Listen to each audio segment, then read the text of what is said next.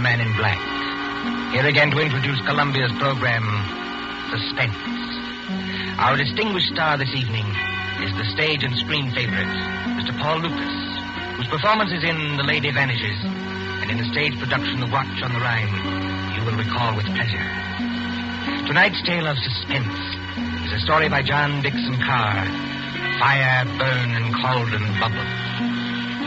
If you've been with us on these Tuesday nights, you will know that suspense is compounded of mystery and suspicion and dangerous adventure. In this series are tales calculated to intrigue you, to stir your nerves, to offer you a precarious situation and then withhold the solution until the last possible moment. And so with Fire, Burn, and Cauldron Bubble and the performance of Paul Lucas and the other members of our company, we again hope to keep you in.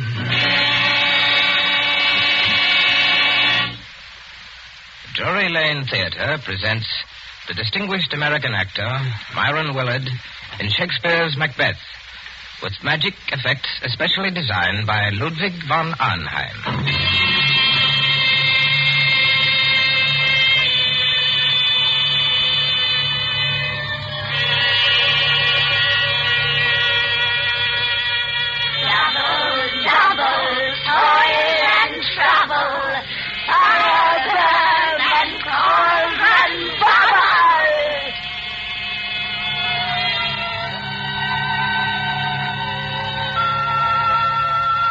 Historic Drury Lane Theatre, a relic of old London.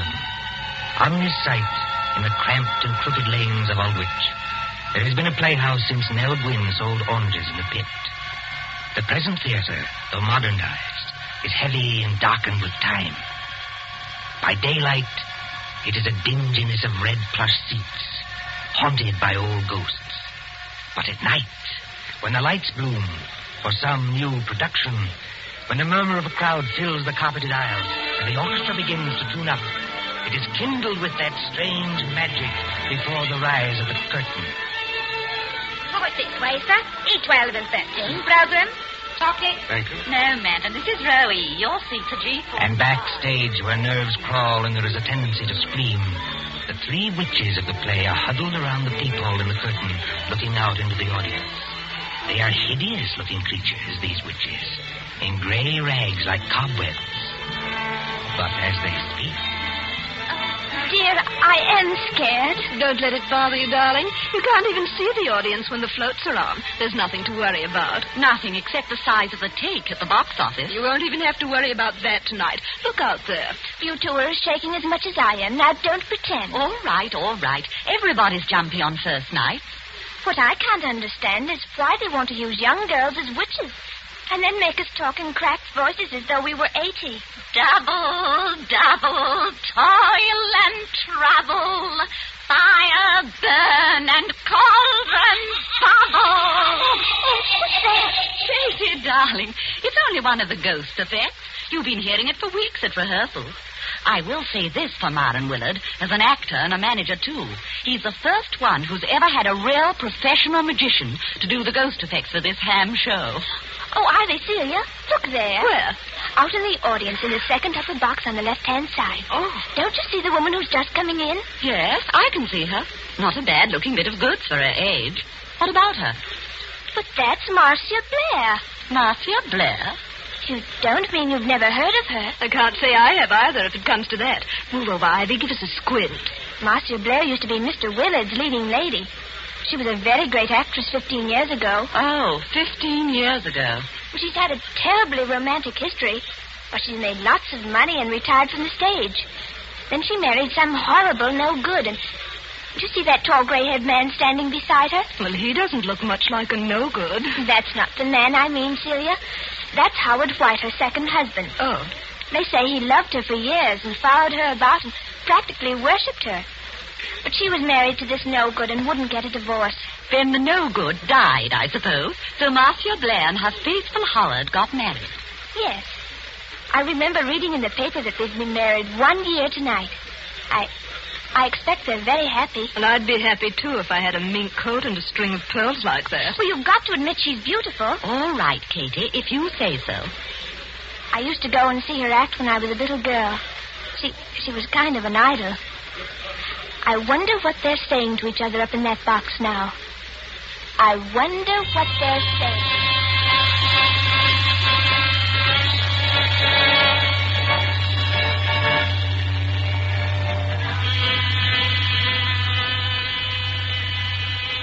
Marcia, dear, I wish you wouldn't be so uneasy. Nothing can happen to you here. You're uneasy yourself, Howard. Yes, I suppose I am a little. Howard, I know I shouldn't be talking like this on our first anniversary, but that's what worries me. What if Barry isn't dead? What if he isn't dead? Oh, listen to me, darling. Your late husband, heaven condemn his soul, died in New York more than a year ago. We have proof of that. Well, then who wrote those letters to me? I don't know, dear. Somebody playing a joke on you. Joke? If you marry him, Marcia, you won't be alive a year from then. Joke. But you're married to me, my dear, and you are alive. Shall I quote you something from another play, Howard? Well? The Ides of March are come. I, Caesar, but not gone. And it's still 2 hours. 2 hours to the time we were actually married. Oh, look here, dear. This is carrying an obsession too far. It would be just like Barry to wait until the last moment, just to make it worse. You knew him. Yes, I knew him. He was a genius. I suppose so. As a mere businessman, I've never quite understood this theatrical temperament, except yours, of course. Barry was a greater actor than Myron Willard will ever be. Barry could play anything, from a Cockney to King Lear. His skill at makeup wasn't merely good. It was terrifying. Oh, Howard, I am frightened. Suppose he's managed to get close to us tonight, and yet we can't see him. Well, the music started, Marcia. I shall have to go. Must you go, Howard? Really? If I break this appointment with Ferndale, dear, the deal will be called off. And since I haven't got too much backing anyway, All right, dear. I understand. Go ahead. Unless you wanted to come with me. And Miss Myron's opening tonight? Oh, I couldn't do that. I tell you, you'll be perfectly safe here, dear. Of course, Howard. I know that. You're in full view of 3,000 people. Nobody could attack you. The only door to this box is guarded. Outside that door will be Miss Fenton, who's devoted to you, and the chauffeur who's even more devoted to you. What could happen, dear? Nothing, of course. And I'd prefer to be alone anyway. Yes, I rather guessed that. Oh, please, dear. It's just that I can't endure anybody being with me when I'm watching a great play. But that doesn't include you, darling. Then, if you'll accept these, madam, in honor of our first anniversary. Oh, Howard. Well, they're lovely. Of course I'll accept them. And here's a program. Got everything else you need? Yes. Yes, I think so. I just opened the door to the passage to make sure our watchdogs are on guard. Yes, they're out there, all right. Good night, Marcia. See you in an hour or two. Good night, Howard. And good luck. Miss Fenton, Bradley. Yes, Mr. White. Yes, sir. Anything wrong? Miss Fenton, you've been my wife's companion secretary for 5 or 6 years. Yes, Mr. White, and I've loved every minute of it. And you, Bradley, you haven't been my chauffeur for quite so long, but they tell me you're an ex-wrestler. That's right, sir. Champion of the Shoreditch Athletic Club. And in my prime, though I says it as shouldn't, as good a man as ever climbed through the ropes. Now, you know your instructions, Bradley. You trust me, sir. Nobody gets into this here box tonight unless it's over my dead body. Nothing must happen, do you understand? Nothing. Please, you're as white as paper. As for you, Miss Fenton, I'm afraid it's a little awkward. I know I ought to ask you to go in and join Marcia, but... Oh, you needn't apologize, Mr. White. I know she doesn't want company. She'll be leaning forward with her elbows on the box rail, just as she always does. She isn't merely watching a play. She's acting Lady Macbeth. Every line, every gesture. And I don't mean to disturb her. You won't leave this door, either of you. You trust me, sir. If... Hello? Well, anything wrong, Bradley? There's a very rummy-looking cove coming along the passage, sir, wearing a big black cloak with a red lining. Oh, that man, Bradley. That's only Herr von Arnheim. He's a professional magician and escape artist. I was just wondering... Excuse me. Don't worry, Mr. White. We'll look after her. Von Arnheim. I say von Arnheim. Thou canst not say I did it. Never shake the gory locks at me. I beg your pardon. And I beg yours, my friend. I was merely quoting a line from the play. You are not leaving the theater. Surely not walking out on Macbeth. I'm afraid I've got to. Oh, that's a pity, my friend. You will miss some of my best effects, to say nothing of Shakespeare's. When Banquo's ghost appears at the table. I don't want to hear any more about ghosts, thanks. Banquo's or anybody else's. I imagine you mean your wife's late husband. You've heard about it, then? Yes, your wife has told me a good deal. She seems to think that in my profession I might have some charm over demons or spell against ghosts. You know, Van Arnhem, in a muddled kind of way, that's what I've been wondering myself. Unfortunately, no. I am all too human. But your problem interests me. And I confess it worries me. Worries you? What about me? As I understand it, her first husband was a half-mad American actor who later went completely mad and died in New York. His, what's the word I want? Or obsession? That's it, obsession. His obsession was Marcia Blair's eyes. Yes, always her eyes. They seemed to hypnotize him. It is not new, you know. You'll find the same motive, the eyes of a beautiful woman, all through the works of Edgar Allan Poe. Then, as I understand it, after this man's death, she began to receive a series of letters. Foul letters. Apparently written by him, and threatening her with some rather horrible form of death if she married you. I tell you, Barry Lake is dead. He can't get up out of his coffin. Oh, getting out of coffins, my friend, is not so difficult. I have done it myself. Oh, please stop joking, Van Arnhem. You don't happen to be dead. True. There is that small difference. Is your wife here in the theater tonight? Yes. She wouldn't have come here except that it's Marion Willard's first night. We haven't seen Marion, either of us, in years. She's back there in box D. So I hear. I was hoping that you might invite me to share the box. Look here, old man. I don't want to seem inhospitable, but... She doesn't want company? Well, that's about it. Well, then walk back a little distance with me, this way, so that we can see the stage from the back of the dress circle. Now, the orchestra has stopped, and they'll ring up in a moment. There. Look at it. Look at what? The stage, man. The lights have gone out. All except dim yellow footlights shining at the curtain. The last cough, the last murmur, the last rustle of program dies away in one vast, breathing hush. The curtain goes up. Let go of my arm, Van Arnhem. I've got to leave. Now, what are the stage directions? Desert place. Thunder and lightning. Enter 3 witches.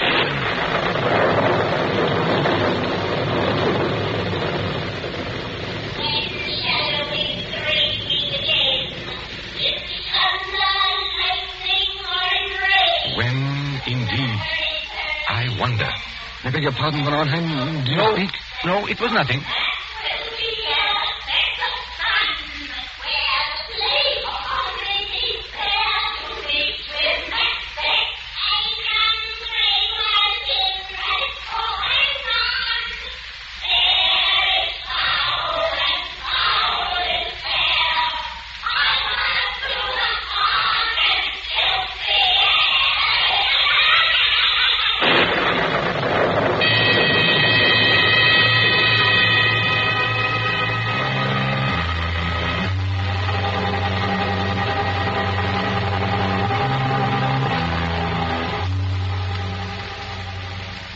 London newspapers for that year 1936, you may read how Myron Willard triumphed at Drury Lane as Macbeth. But tonight, as the clock ticks on, there is another drama in the dimly lighted corridor outside Box D. There sits Miss Louise Fenton, Marcia Blair's companion secretary. Beside her, burly and broken-nosed, is big Jim Bradley, the ex-wrestler. And when more than half an hour has passed... There's the applause, Jim. That must be the end of the first act. Yes, I hear it. Nothing's happened. And take my word for it, nothing's going to happen. Oh, she's such a likable person, Jim. And I think one of our greatest Shakespearean actresses. Well, I don't much care for this Shakespeare business, miss. You give me a good movie with gangsters in it. It's my style. Oh, you don't understand, Jim. I've seen her as Juliet, as Rosalind, as Portia, in our own drawing room without any props. I've heard her as Lady Macbeth, too. You should see her eyes. Her eyes, miss? Yes, you should see her eyes when she delivers that speech. The raven himself is hoarse that croaks the fatal end. Hey, miss, look there. What is it? That foreign-looking cove in the black cape. Coming along the passage now. Easy. I beg your pardon. You are Miss Louise Fenton, aren't you? Yes, my name is Fenton. What is it? I am looking for Arnheim, a friend of Mr. White's. And I must see Marcia Blair at once. No, you don't, Governor. You're not going in there. Why not? Because nobody goes in there. Not if it was the king himself. That's orders. Now listen to me, both of you. When the lights went on, I happened to be looking at Box D from the other side of the theater. And I think there is something wrong. But there can't be anything wrong. Jim Bradley and I have been sitting here the whole time. Except, of course... Except when? Well, except when I went in there for a few seconds. You went in there, Miss Fenton? May I ask when that was? Well, it was after Mr. White had gone and just before the play started. I went in to ask if she wanted anything. She said she didn't, so I came out again. And Bradley's been with me all the time, except when he went to get a drink of water up the corridor. That's as true as gospel, Governor. One moment and listen to me. Marcia Blair is leaning forward across the railing of the box. Oh, but that's nothing, Herr von Arnheim. That's the way she always is. Does she always fall forward with her arms held straight out and her head down on her arms? You better be careful, miss. It's a trick. Trick? Why not open the door and see for yourselves? Would that do any harm? No, I suppose it wouldn't, but... Oh, there must be some mistake. We haven't heard a sound from in there. There couldn't be anything wrong. You open the door, Miss Fenton. I'm going to hold tight to this gentleman, just in case. Quiet, please. Quiet. What is it, miss? Oh. Walk in there with me, both of you. Please go carefully, as though nothing were wrong. We don't want to attract attention. Now. Oh, Herr von Arnheim. There's blood all over her face. Yes. And don't begin screaming again, Miss Fenton, when I tell you she's dead. Bradley? Yes, sir? Pick Miss Blair's body up and carry her out into the corridor. In another minute, we'll have the whole theater wanting to know what's wrong. All right, sir. You win. But what about the people in the other boxes? Won't they see? They've gone down to the bar to get a drink. They won't see anything. Hurry.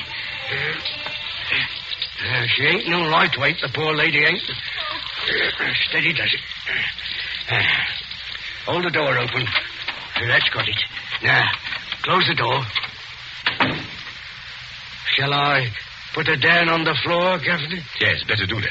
I never took those threats seriously. That's what I blame myself for.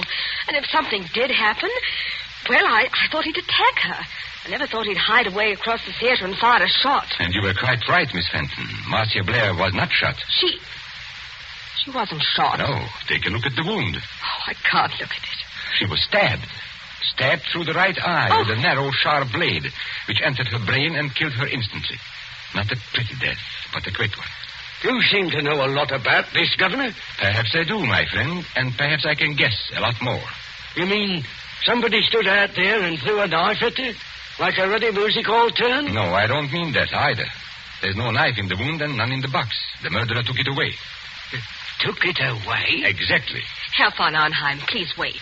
You're not saying someone climbed up from outside, 20 or 30 feet from the floor, and stabbed poor Marcia in full sight of 3,000 people? That, Miss Fenton, is what the evidence seems to indicate. But it's impossible. Yet it happened. There is Marcia Blair's body. What's that? Oh, it's the warning bell for the second act. People will be coming back here any minute. What are we going to do?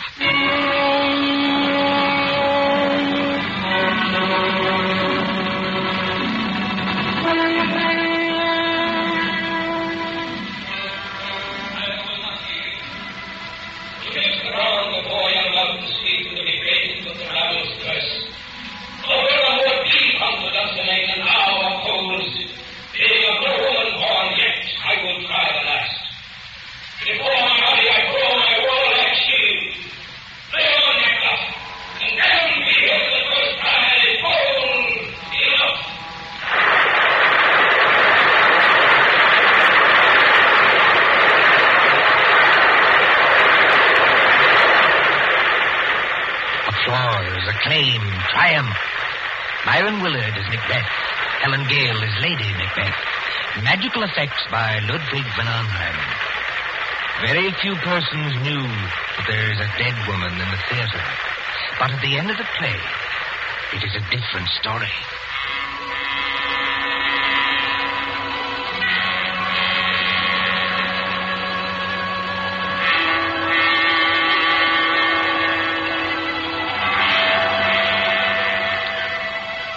The crowd files out, past a cordon of police. The lights are extinguished.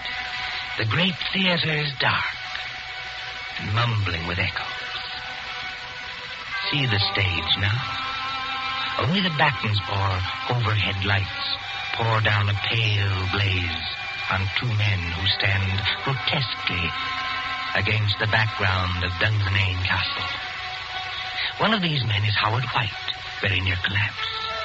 The other is Myron Willard himself, still wearing his makeup, still wearing helmet and chain mail. And when Willard speaks...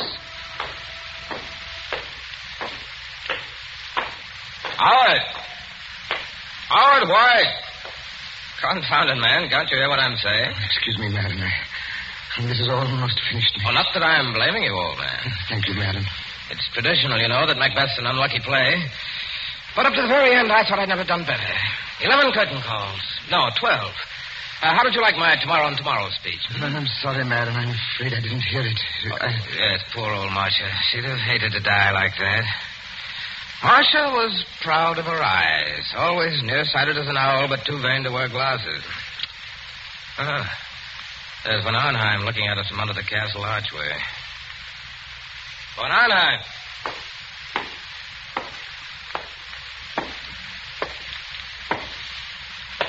Did you call me, my friend? You're rather difficult to recognize under all that Macbeth makeup. Yes, I was just thinking the same thing. Never mind that. Where are the police now? At the moment, Mr. Willard, the police are in your dressing room. They are using it for questioning. No reception tonight, of course. No, but I thought you might be interested in 2 items of information that police have just discovered. Well, go on. We had a fairly full house tonight, I believe. Fairly full. Every seat was reserved. Reserved, yes, but not occupied. I don't follow you. 1 box on the ground floor, box E to be exact, was empty. Reserved and paid for, but empty. And box E, oddly enough, was just underneath the one occupied by Marcia Blair. Well, all the same, I still don't see quite what you're... Now, our next item of information comes from an usher. An outside aisle seat in the stores, very close to that empty box, was occupied by a very curious stranger who arrived late in the dark and slipped out again by a nearby exit a few minutes afterwards. Just one moment, Von Arnheim. Are you saying this stranger climbed up and attacked Marcia in full view of the audience? No, my friend. The murderer did not approach from that direction. Then he must have reached Marcia through the door, guarded by Bradley and Miss Fenton? No, not from that direction either. Confound it, man. It must have been one way or the other. Not necessarily. Tell me, Howard, don't you think I've got enough troubles already without this nightmare on top of it? Herr von Arnheim. Herr von Arnheim. You must take it easy, Miss Fenton. You must not excite yourself. Have the police Yes. been... Look, you've got to help me. They won't believe me. They won't believe the young lady, sir, and that's a fact. I've tried to help her all I can, but there's things I can swear to and things I can't. You see, I did go into that box. Oh, just for a couple of seconds, I admit it. But no other person went in or could have got in. So they say, or at least they're hinting that I killed her. But I swear I never touched her. Who was questioning you, Miss Fenton? Inspector Grimes or Sergeant Blake? I'm not sure. The sergeant, I think. Then I shouldn't worry if I were you. Inspector Grimes knows better. He's guessed, in fact, exactly what I have guessed. You seem on rather familiar terms with the police, my friend. I am Mr. Willard. I am. Anyone who practices escapes from handcuffs, sacks, chests... And stage boxes, perhaps. Stage boxes, if you insist. Excuse me. Isn't it Inspector Grimes in the wings now? Yes, and he's nodding his head. Then I can tell you, I think, what you want to know. Well, if you do happen to know anything, it's your duty to speak up. Poor Marcia seems to have had some ridiculous idea that her former husband, Barry Lake, was still alive. Her fears weren't justified, of course, and she wasn't killed by any dead husband. I beg your pardon. Her fears were justified, though not quite in the way she believed. And she was killed by her husband. Then Barry Lake is still alive. No, Barry Lake is dead. Well, you don't mean Marcia was really killed by a ghost? No. I mean she was killed by her devoted second husband, Mr. Howard White. You don't hear what they say? That's not true. It's a slanderous statement. I'll have you in court for it. Everybody knows how devoted I was to Marcia. Your devotion, my friend, was devotion to her money. And your business affairs have been shaky for a long time. That's not true, and you can't prove it. Marcia Blair was inclined to be, shall we say, a little close-fisted with money. That's true anyway. It's a lie. Willing to marry him, but Mr. Howard White knew he'd never touch a penny unless he killed her. He wrote the letters himself. Herr von Arnheim, he can't be guilty. She was alive after he left the box. He wasn't anywhere near her when she died. Perfectly correct, Miss Fenton. He wasn't there, and yet he killed her. Exactly. But you and Bradley can supply the clue that will hang him. Me, sir? I don't know nothing. No, I don't either. I think you do if you'll put your mind to it. Do you remember what Howard White said to her just before he left the box? Yes, he said, "Good night, Marcia. See you in an hour or two."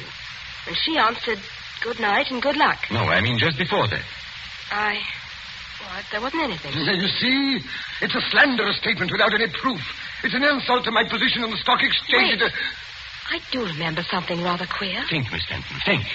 He said to Marcia jokingly, "If you'll accept these, madam, in honor of our first anniversary." And Marcia said, "Howard, they're lovely. Of course I'll accept them." That's right, sir. He did say it. And what do you think he was referring to, Miss Fenton? What was he asking her to accept? Well, I imagined it was flowers, a corsage or something like that. Did you see any flowers in the box or pinned to Marcia Blair's gown? No. Come to think of it, I didn't. Then what did he give her? Don't look at me, sir. Now, here is a woman who is very nearsighted, yet refuses to wear glasses. But she can accept a pair of... Opera glasses. It's a lie. You can't prove it. Hold on, sir. Go. You better stay here, Governor. Thank you, Bradley, but the place is surrounded with police. But I still don't understand. Now, what happens when you lift opera glasses to your eyes and they are not in focus? You turn the little wheel in the middle to bring them into focus. For Marcia Blair, it was deadly. You mean the glasses had... Yes, they were specially constructed glasses, Miss Fenton. They were invented by a French criminal years ago. That little wheel is a little trigger. It releases the spring of a sharp, thin blade which strikes through the eyes into the brain. Oh, don't, please. You can't prove it. Marcia Blair died instantly. The glasses torn from her eye by their own weight dropped over the box rail to the carpeted aisle below. The only witnesses who might have noticed would have been the people in the box just underneath. And that box was empty. By arrangement, yes. Even if anybody did see them fall, Howard White was prepared to remove the evidence instantly. You haven't forgotten the curious stranger. Curious stranger? I mean the man who slipped in after it was dark, took an aisle seat just under the box, and slipped out again a few minutes later. It's a pack of lies from start to finish. You can't prove a word of it. I beg your pardon, my friend. Didn't you see Inspector Grimes nod to me a moment ago? Well... You are going to hang, my friend, for one of the neatest and cruelest crimes in my experience. The police have just found those opera glasses with a neat set of fingerprints in the side pocket of your motor car.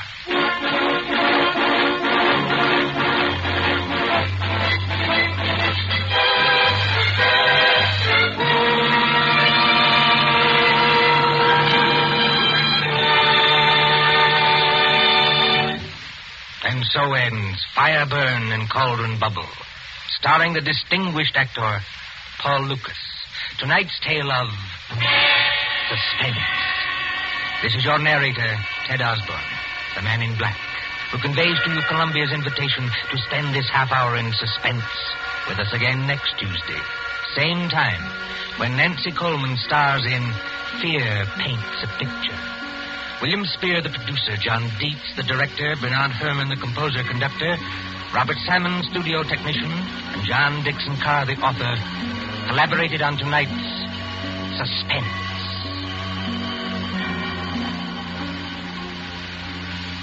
This is the Columbia Broadcasting System.